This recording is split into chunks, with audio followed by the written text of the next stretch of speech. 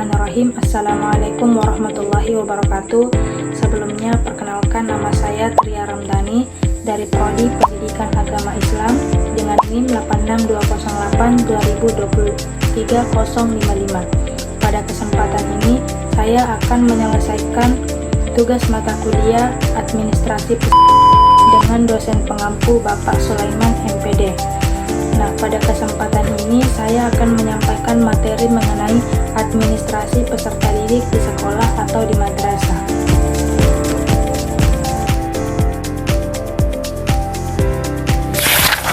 Administrasi peserta didik adalah proses pengolahan pelayanan dan pencatatan siswa sejak masuk hingga lulus, yang meliputi kegiatan perencanaan, pengaturan, pembinaan, dan pengawasan terkait peserta didik dengan tujuan memastikan pelayanan pendidikan berjalan efektif, efisien, tertib, dan terarah. Selanjutnya, ruang lingkup administrasi peserta didik. Nah, ruang lingkup administrasi peserta didik tercakup 4 bagian. Yang pertama, penerimaan peserta didik baru, mencakup penyusunan daya tampung, penetapan syarat penerimaan, pelaksanaan seleksi, pendaftaran ulang, hingga pencatatan data siswa baru pada buku induk. Kemudian pembinaan peserta didik baru, yang meliputi pembinaan akademik, kedisiplinan, sikap, dan karakter. Nah, yang ketiga, kegiatan akhir tahun. Kegiatan akhir tahun ini berkaitan dengan proses evaluasi akhir, kenaikan kelas, kelulusan, ujian akhir, penerbitan rapor, serta administrasi mutasi bagi siswa yang pindah sekolah atau lanjut ke jenjang berikutnya. Kemudian yang terakhir, pencatatan dan pendataan. Yang pencatatan meliputi buku induk, clipper, daftar hadir, nilai, catatan prestasi, serta laporan perkembangan siswa. Selanjutnya, prinsip-prinsip administrasi peserta didik.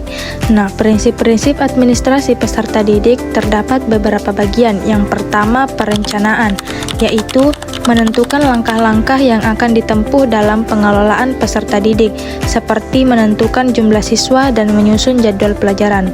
Kemudian, pengorganisasian, yaitu menata pembagian tugas dan wewenang antara kepala sekolah, guru, wali kelas, dan staf tata usaha agar tidak terjadi tumpang tindih pekerjaan. Selanjutnya, pengarahan, yaitu berupa bimbingan, instruksi, motivasi, serta pembinaan kepada seluruh pihak yang terlibat dalam administrasi peserta didik. Dan keempat, ada pengawasan, yaitu mengontrol dan memeriksa seluruh proses administrasi seperti pengecekan dokumen, kehadiran, nilai, dan lapor belajar. Selanjutnya ada akuntabilitas, yaitu seluruh kegiatan administrasi harus dapat dipertanggungjawabkan secara jujur dan transparan, terutama dalam pengelolaan data, nilai, dan laporan akademik. Kemudian ada efisiensi dan efektivitas, yaitu memastikan bahwa seluruh kegiatan dilakukan dengan penggunaan waktu dan sumber daya yang optimal, namun tetap mencapai hasil terbaik dalam pelayanan pendidikan. Yang terakhir ada inovasi dan fleksibilitas, yaitu sekolah harus mampu beradaptasi dengan perkembangan teknologi dan kebutuhan siswa. Inovasi diperlukan agar administrasi lebih modern dan responsif terhadap perubahan. Selanjutnya kita beralih ke poin terakhir, yaitu prosedur administrasi peserta didik. Nah, pada prosedur administrasi peserta didik ini mencakup 3 tahap. Yang pertama, tahap awal tahun pelajaran, mulai dari persiapan PPDB, pengelompokan kelas, orientasi peserta didik, hingga pendataan awal. Selanjutnya, tahap selama tahun pelajaran, yang meliputi pencatatan absensi, pemantauan perilaku, penilaian harian, bimbingan konseling, kegiatan ekstrakurikuler, serta pengembangan karakter siswa. Yang terakhir yaitu tahap akhir tahun pelajaran, yang mencakup ujian semester, penilaian kenaikan kelas, penentuan kelulusan, penyusunan rapor, mutasi siswa, hingga arsip data untuk pelaporan tahun berikutnya. Nah, itulah tadi pemaparan materi dari saya mengenai administrasi peserta didik di sekolah ataupun di madrasah. Jadi pada kesimpulannya, administrasi peserta didik adalah komponen penting dalam penyelenggaraan pendidikan di sekolah maupun madrasah. Administrasi ini tidak hanya mencatat data, tetapi juga mengatur proses pembinaan, pendampingan, dan penilaian siswa dari awal hingga akhir masa belajar.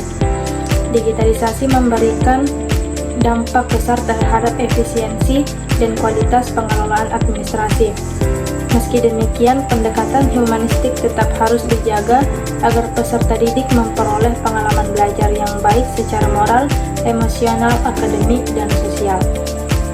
Mungkin hanya itu yang sempat saya sampaikan, kurang dan lebihnya mohon dimaafkan. Sekian, wassalamualaikum warahmatullahi wabarakatuh.